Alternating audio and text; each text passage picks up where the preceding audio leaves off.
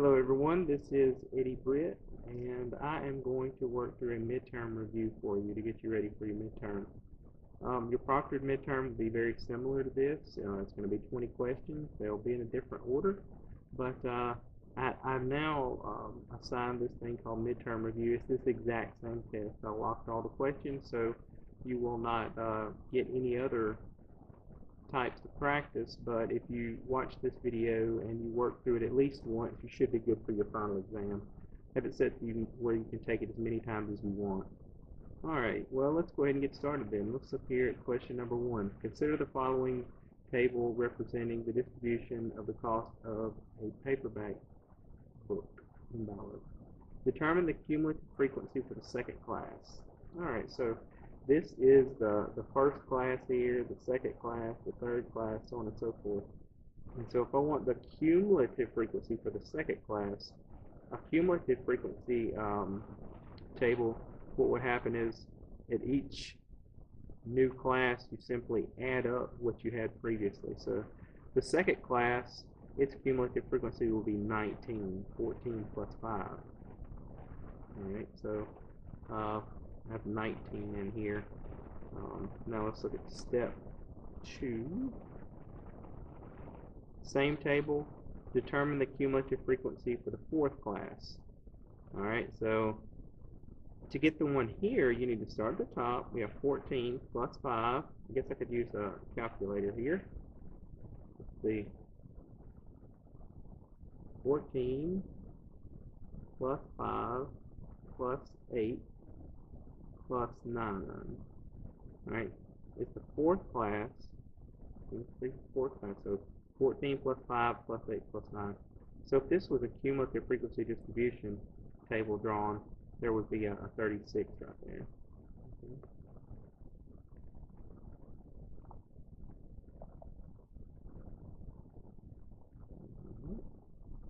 So the next problem.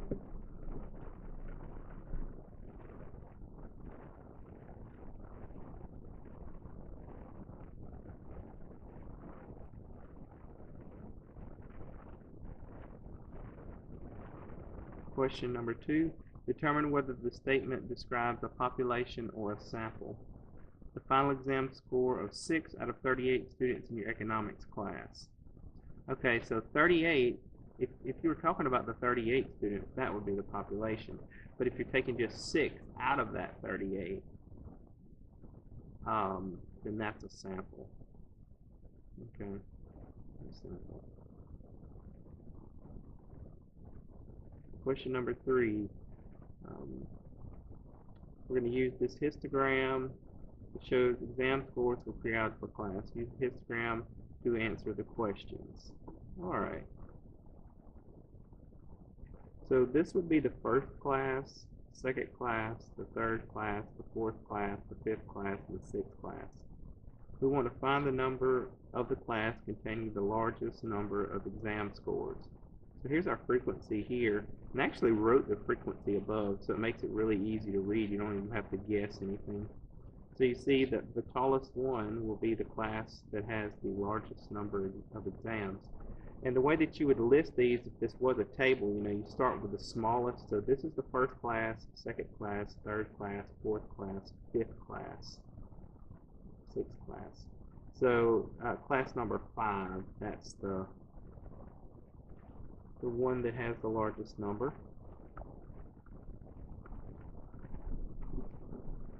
Alright, step 2 says to find the upper class limit of the second class. Alright, so the upper class limit of the second class. That's going to be, alright, so these numbers here, the 0.5, more than likely you can't make a 0.5 on the test. The way that histograms are, these numbers here, the numbers, these are class boundaries is what they're called.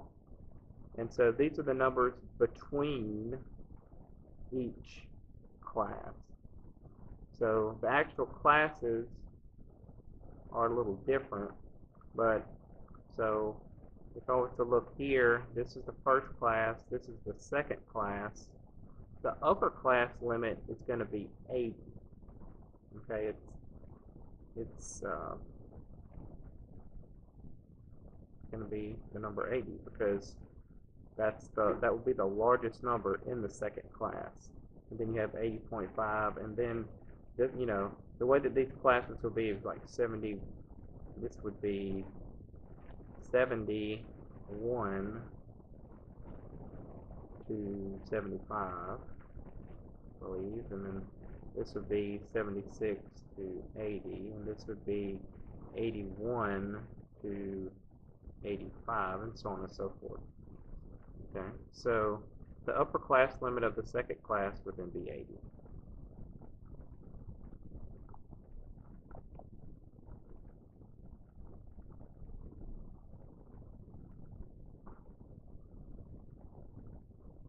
Find the class width for the histogram. The easiest way to find the class width, you can just you can take any two consecutive class boundaries on the histogram and just subtract the smaller from the larger. So if I said 75.5 minus 70.5 or 80.5 minus 75.5, you should get the same answer for all of those. So you can pick any two continuous. I'll just pick the first two, and I'll say 75.5 minus 70.5, and here's the class width, 5.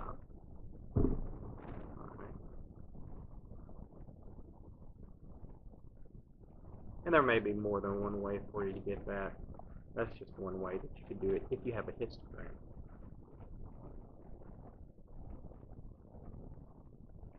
Find the number of students that took this exam.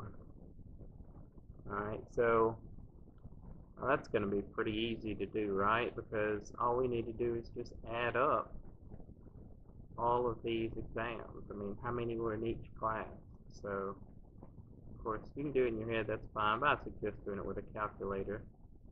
Maybe even a handheld calculator, so that you may not make a mistake like I do from time to time, clicking right along. So, let's see, I can go back.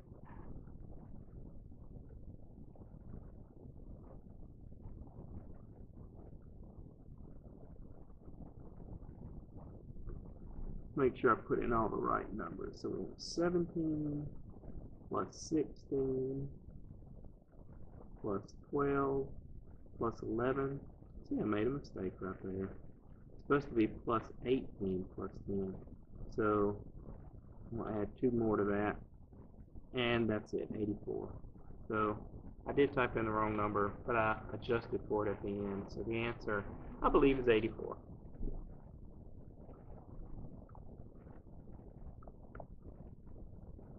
I'm not really going by any key or anything, so we'll see how I did at the end.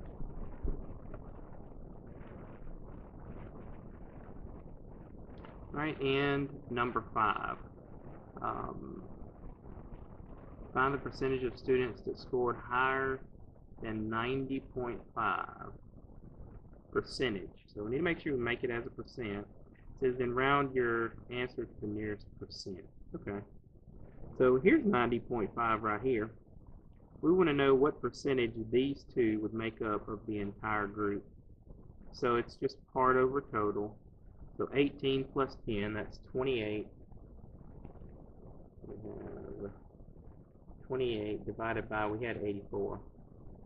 So that fraction will simplify, but I don't have to do that because I want to change it into a percentage anyway. So 28 divided by 84. Alright, it's 0.3 repeating. So 0.3, 3, 3, so on and so forth, forever repeating.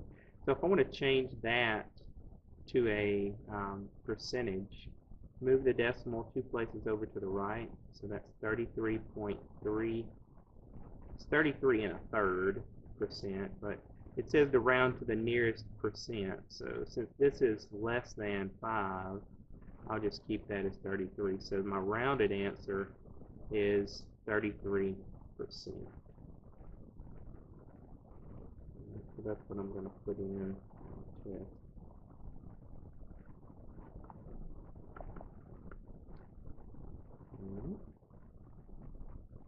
That finished up question number 3. Now question number 4.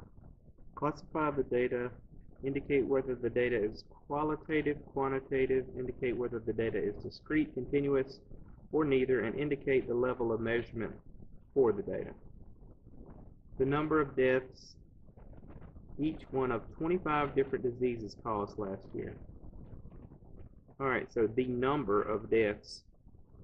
So I'm sure it'd be like, different types of diseases. So think of some types of diseases and the number of deaths that each one of them caused last year.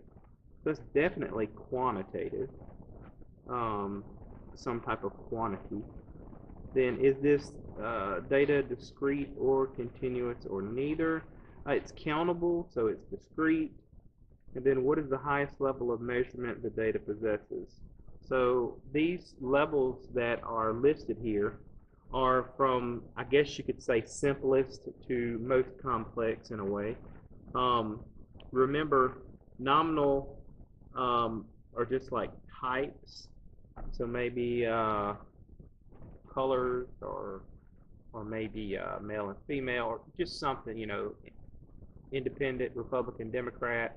So, I mean, there are things that maybe you could sort, but you can't add or subtract, divide, anything like that. So it's definitely not nominal. Ordinal, maybe they can be ordered somehow from like least to greatest or something like that. But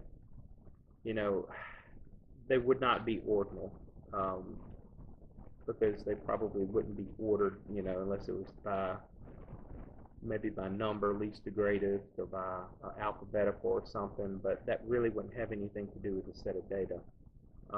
So it is a little more complex than that. The next is interval. An interval would be, well, hey, can I add, can I subtract? But there is no natural zero starting point. So like for interval, that is. This does have a natural zero starting point. If a disease has 0 deaths, then it can't have -1 deaths. Like with temperature, you can have negative values, so it's interval. So that leads us on to ratio. As all of those categories, plus you can add, subtract, multiply, divide, find meaningful ratios, and there is a natural zero starting point of 0, okay, because that would be no deaths. So I'm going to say that's ratio. We'll see, but pretty complicated. All right, consider the following data. Here's our data here. We have 1, 2, 3, 4, 5, 6 data items. Determine the mean of the given data. So the mean, if we add all of these together, so -13 plus 0 plus 13 plus 6 plus -14 plus 8, we get 0. Okay? So 0 divided by 6 is 0. So the mean is 0.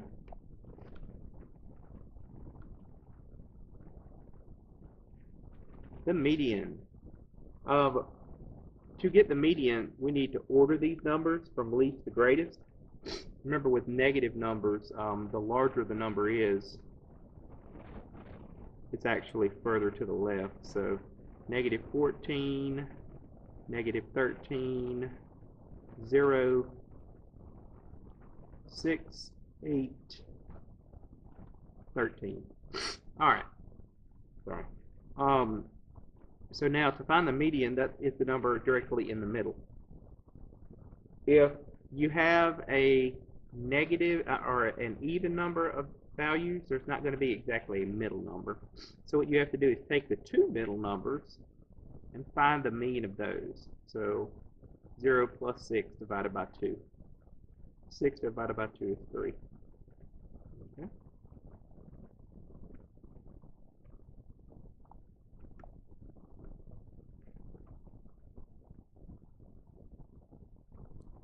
Now determine if the set is unimodal, bimodal, multimodal, or has no mode.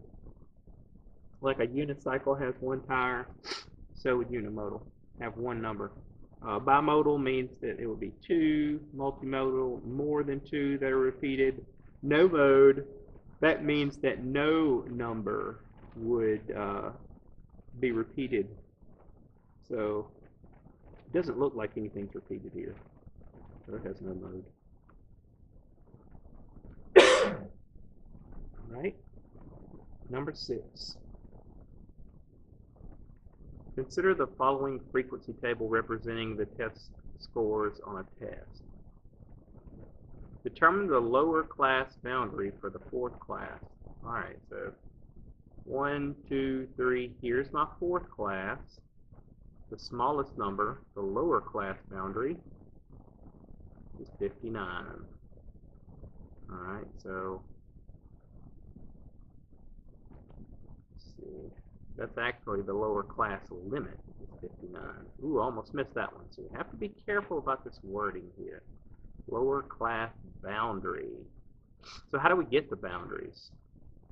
The boundaries are actually the numbers halfway between any consecutive upper and lower class limit. And so the way you get that is you see that what the gap is between any upper and next lower class limit. You can see that's 1 unit. And so if we take that gap of 1 unit, we have 1 unit between any upper and lower class limit. Divide that by 2, so that's 0.5. So that's how many units you want to go between the two to get directly in the middle. So like that 0.5, you go 0.5 more than this, and that's the number between 32 and 33. So 32.5, 45.5, 58.5. So you have to, if you want to know the boundary, the lower class boundary of the fourth class, 1, 2, 3, 4, you come to this lower class limit and then go 0.5 less than that. That would be 58.5. Again, how did I get that magical number? Class boundaries are a little confusing. Alright, the way you get a class boundary, different than a class limit. You take how many units are between any consecutive upper class limit and lower class boundary. On this particular frequency table, that would be 1 unit of whatever, one point. Alright, divide that by 2, you get 0.5.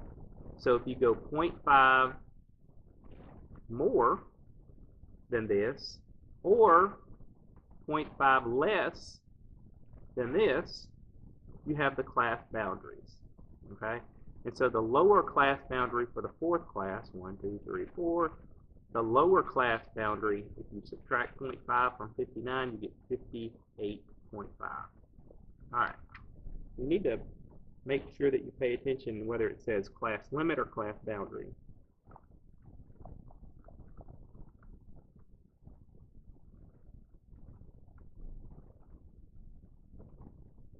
Determine the upper class boundary for the second class.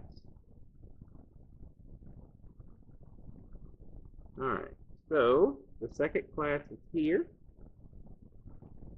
Here's the upper class limit. We said we were going to add 0.5. This is the same table.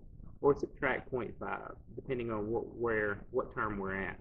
And so since I'm at this number, the upper, if I want the upper class boundary, you add 0.5. So 45.5 would be the upper class boundary.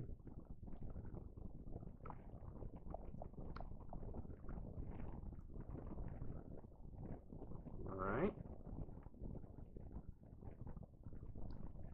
Determine the class width of each class. Alright, so the class width. If we take any two, there's a couple of ways to do this. Since we have our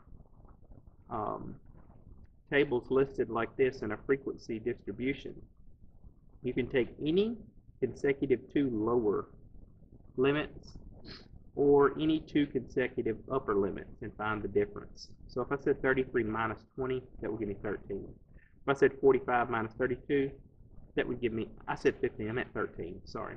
33 minus 20 is 13. 45 minus 32 is 13.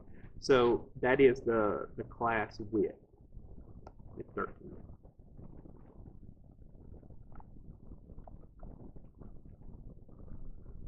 So the difference between any two consecutive class limit, or it could be any two consecutive class boundary, but we have the limits listed there.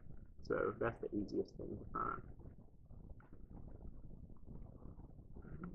Step 4.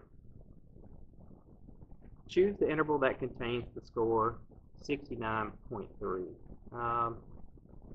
69.3 is between 59 and 71. So right there. Didn't require much explaining. Determine the number of scores between 19.5 and 58.5. So 19.5 is the lower class boundary for the first class. 58.5, you can either think of it as the upper class boundary for the third or the lower class boundary for the fourth. Okay? So if we add 14, 2, and 15 together, because I could go to 58.5 as the lower class boundary, but it wouldn't include this class. Okay, we want the scores between 19.5 and 58.5. So it's going to be this class, and this class. Add those together, looks like you get 29 and 31. Okay.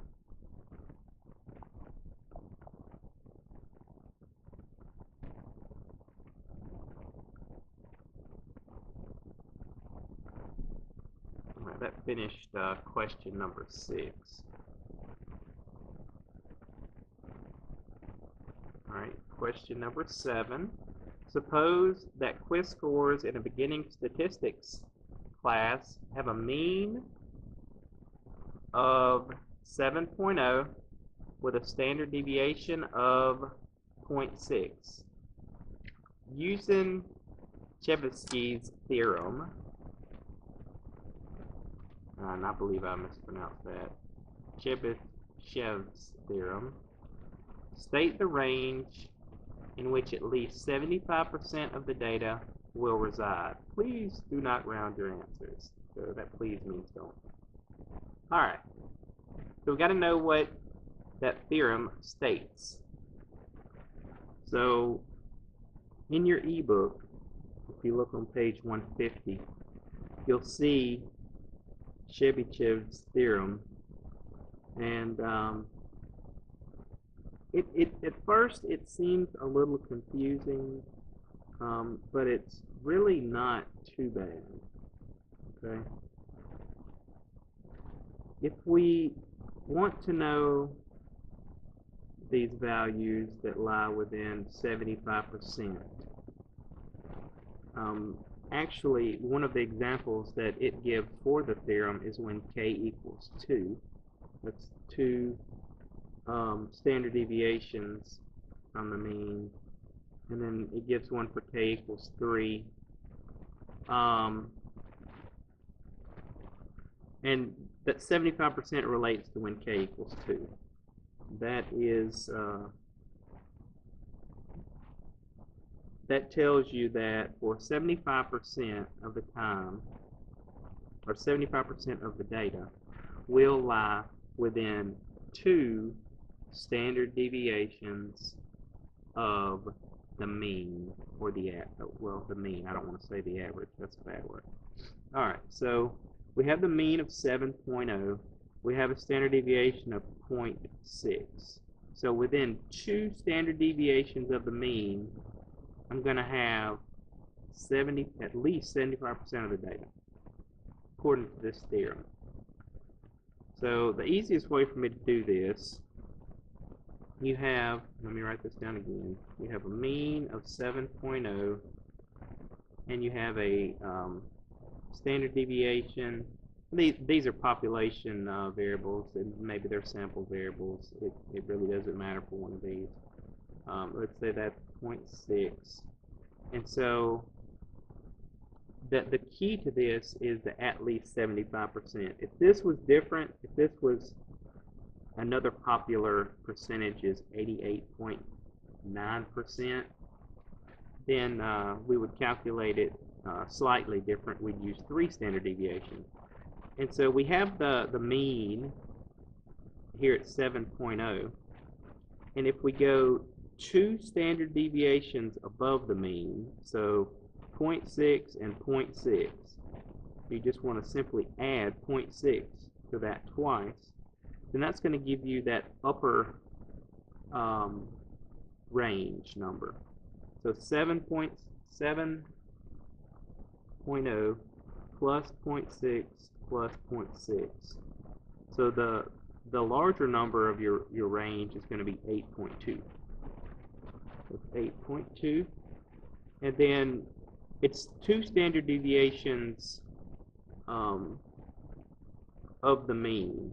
And what that means is either above or below. So the way we get the other number is by going 0.6 and 0.6 again in the other direction.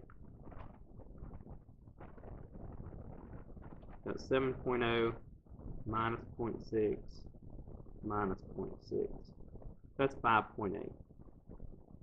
So the lower boundary here is 5.8.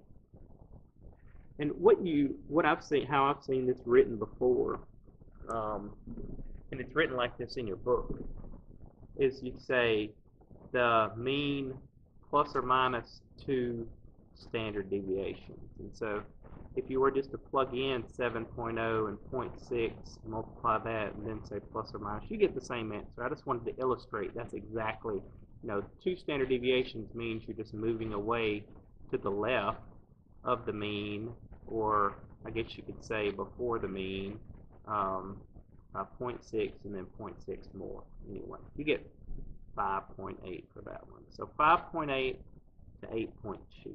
That's our answer.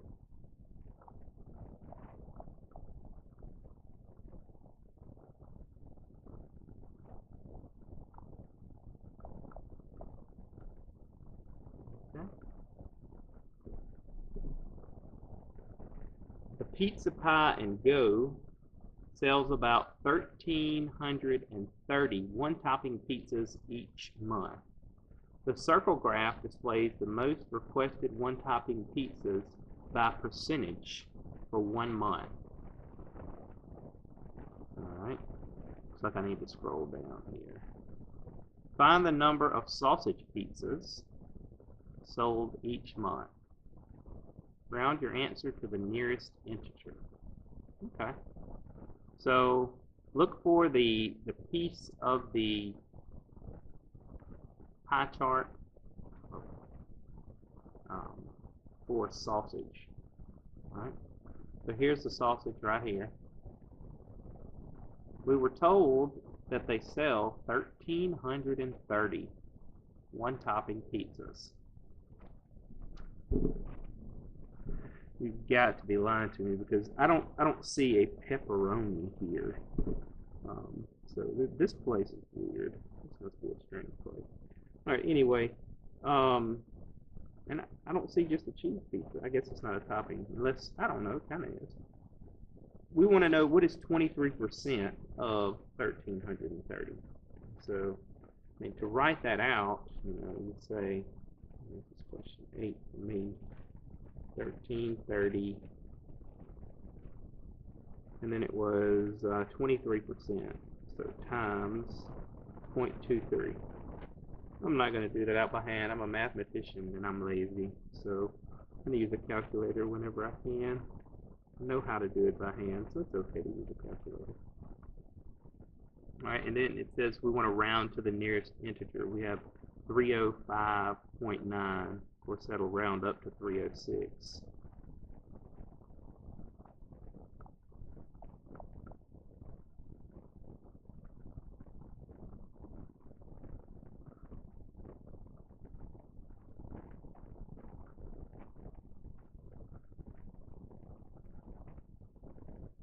Find the number of ground beef pizzas sold each month.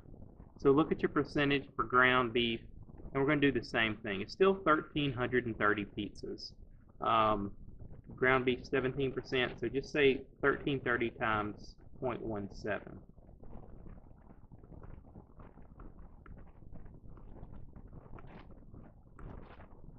All right, round out to the nearest integer, and that'll be 226.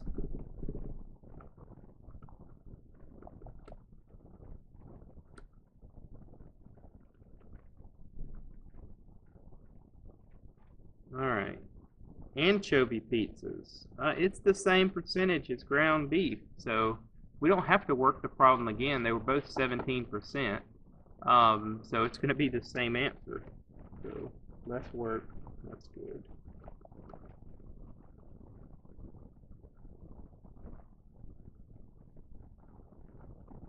All right, find the number of ham pizzas. 24%. That's 0.24. We'll do the same thing. We'll say 1,330 times 0.24. Round that to the nearest whole number. That's 319.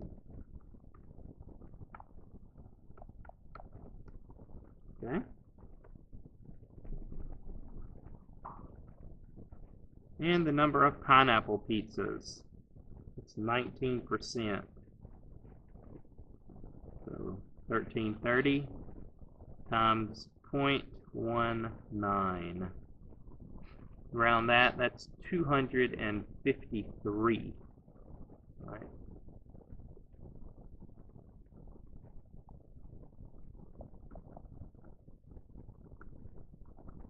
All right, so that one, by far the easiest, probably the easiest problem so far.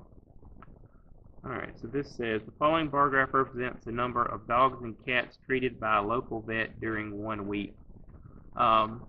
This graph can be a little confusing because it has two values, like one on top of the other. I'm just assuming that they treat a lot more cats, it looks like, since the cats is always on top of the dogs there.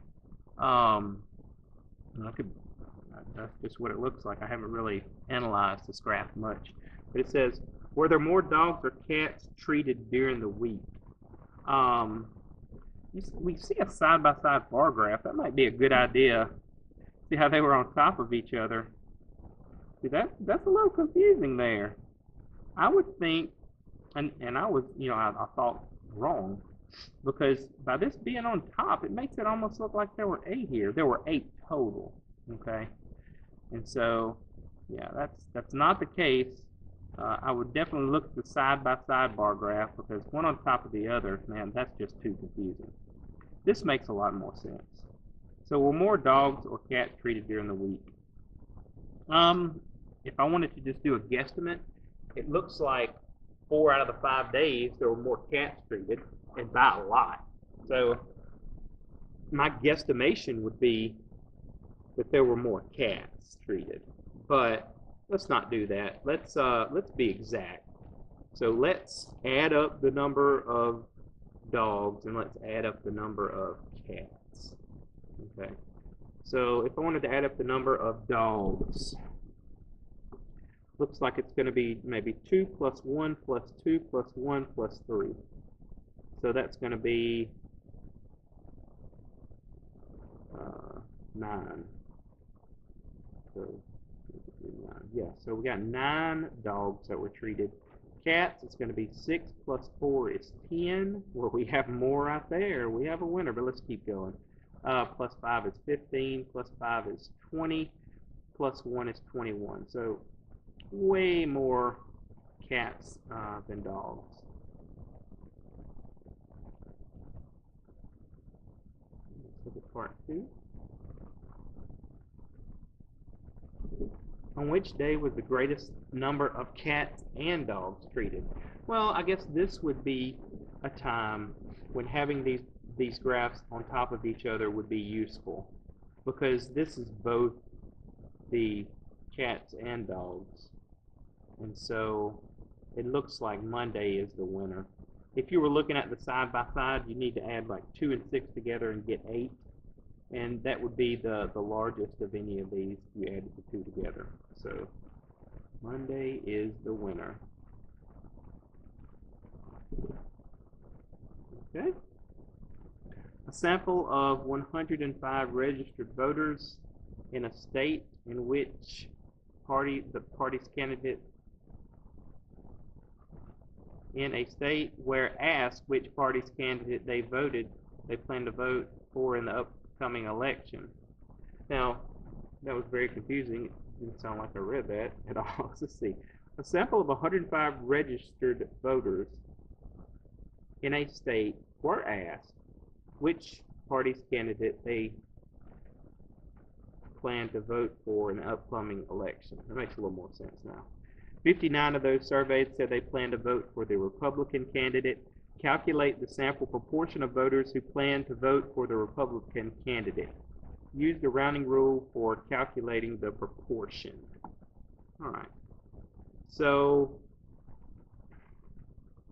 if I'm going to round, it must want a decimal. Okay. And so 59 out of 105. That's our proportion we're looking at. 59 over 105. So we just pop that in the calculator.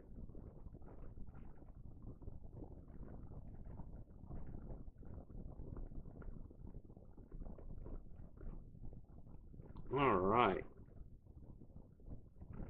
Now let's enter in this answer. It's accidentally went back, so maybe I didn't. Maybe I accidentally went forward. Sorry about that. Let me get away from this easy problem. All right, so 59 out of 105. 59 divided by 105. I got 0.562, right? The 3 decimal places. 0.562. That's my answer.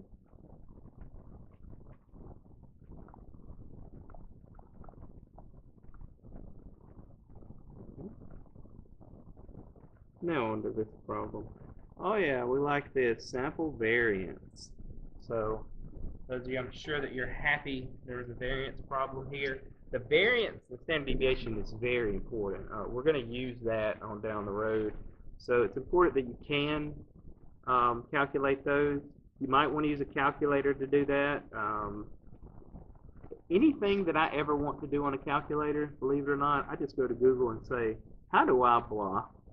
So how do I find sample variance on a TI calculator? How do I find sample variance on whatever kind of calculator you have? And more than likely, somebody out there has that same question and it's been answered.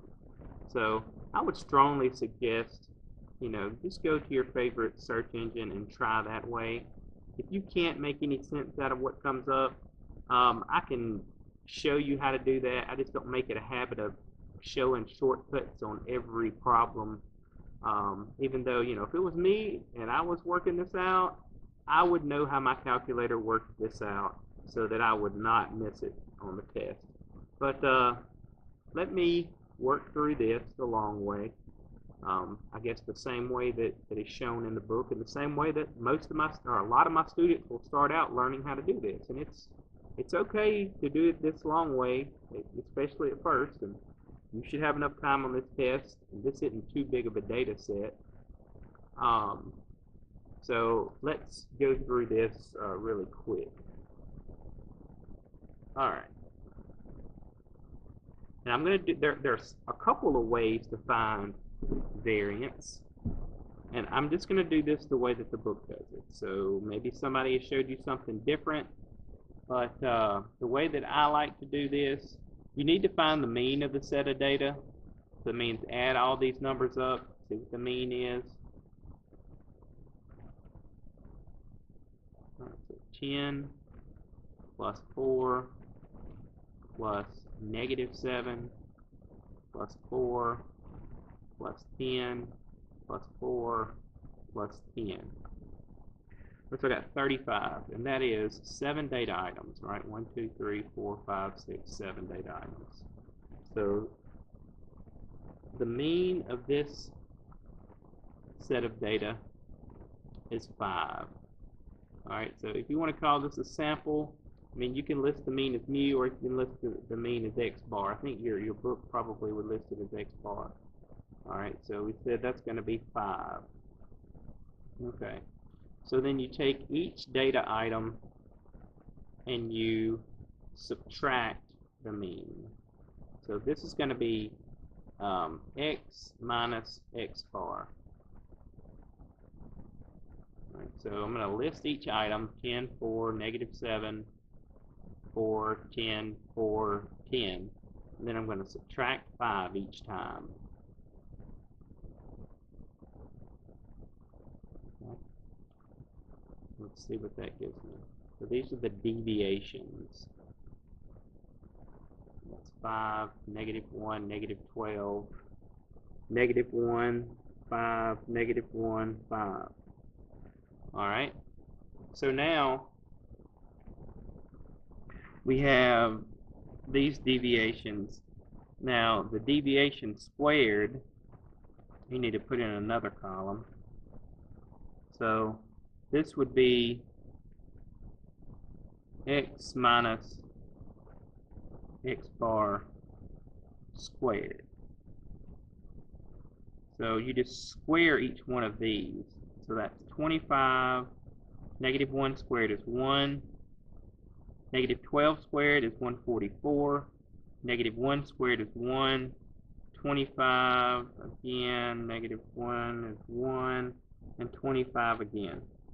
All right, so to find the variance, the sample variance, so that's s squared is the variable we use for that. You need to add all of these up, all of your squared deviations. Add those up. So 25 plus 1 plus 144 plus 1 plus 25 plus 1 plus 25. 222. Okay.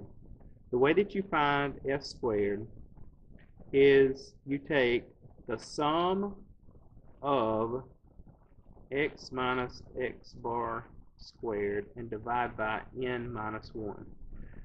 Now this sum right here, the sum of all the square deviations, that is sigma x minus x bar squared.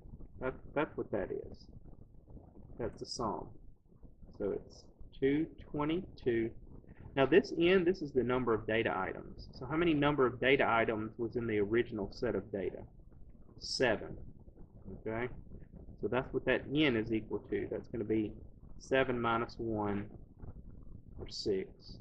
So 222 divided by 6, 37. All right, we used one more decimal place in the original set of data. The original set of data didn't have any decimal place, so we're going to use one decimal place. So the variant is 37.0, one decimal place. All right, so that is the sample variance.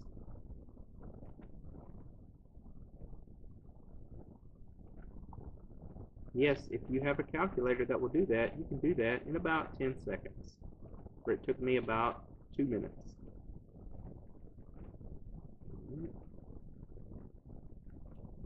Let's see what step 2 is. Standard deviation. All right, there's not a lot of calculations for this because I've already found the sample variance. Okay? The sample variance is S squared.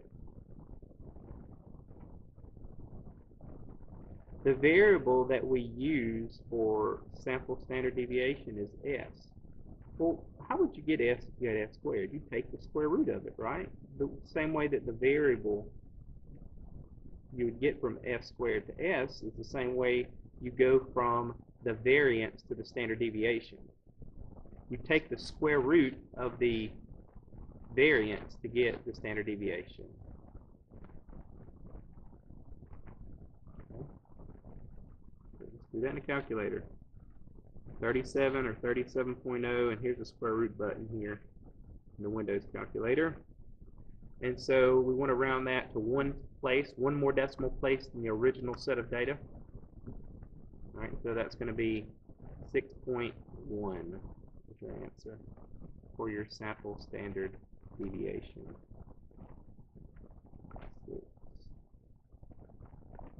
6.1. Calculate the range. So the largest value minus the smallest value. It looks like the largest value is 10, the smallest value is -7. So 10 minus -7. It's 17.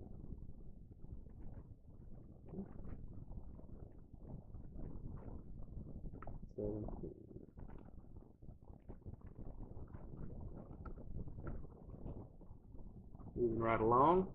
Select the graph that best illustrates the following distribution shape.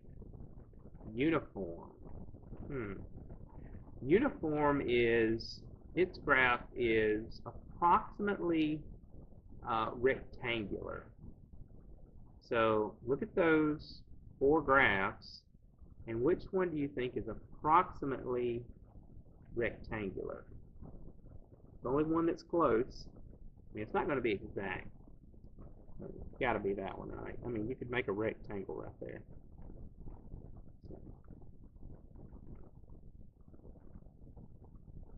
All right, let's classify the following data. Indicate whether the data is qualitative, quantitative, discrete, continuous, neither. Indicate the level of measurement for the data. All right, the IQ scores of students at a local college. So let's think about, what do we think about when we say IQ scores? You know, they're numbers, right? I'm sure that some of you have seen something related to IQ scores, whether you've taken a mock IQ score test or the real thing. I can tell you my IQ is not very high. If I had to estimate it, it's probably about 125. I don't claim to know everything or be super smart, but you know, mine is probably about where you would expect it for a college professor. So that is definitely a quantity, right?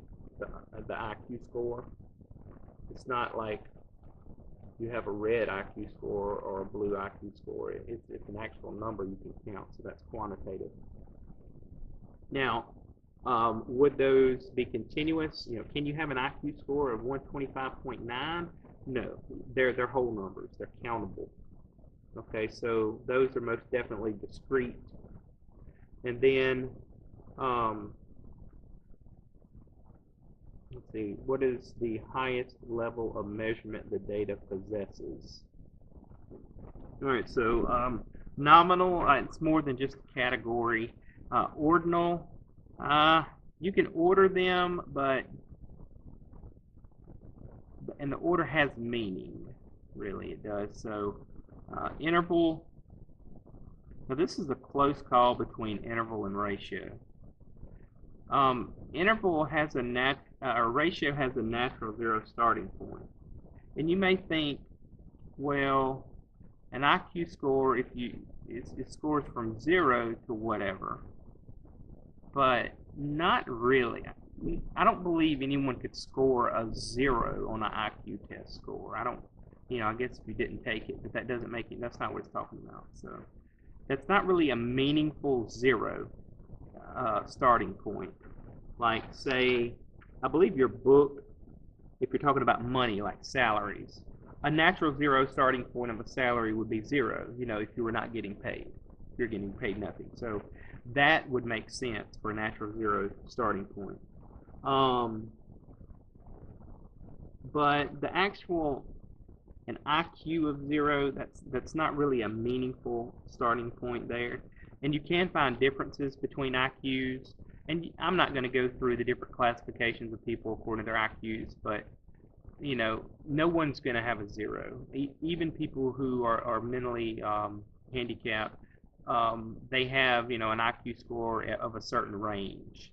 So um, there would be a good argument here for one of these, but if I had to guess, I would just say interval. And I'm not really guessing. If I had to make an educated guess, I would say interval. Okay. So let's see. With doors in a restaurant, or an example, widths of doors in a restaurant are an example of which type of data? Okay. So statistic, parameter. No, I believe we don't have a sample. We don't have a population. You go ahead and mark those two out. So either it's quantitative or qualitative. Qualitative is more like labels. So quantitative, yeah, the widths of doors, they can be measured. Quantities, yeah, that's it. Okay.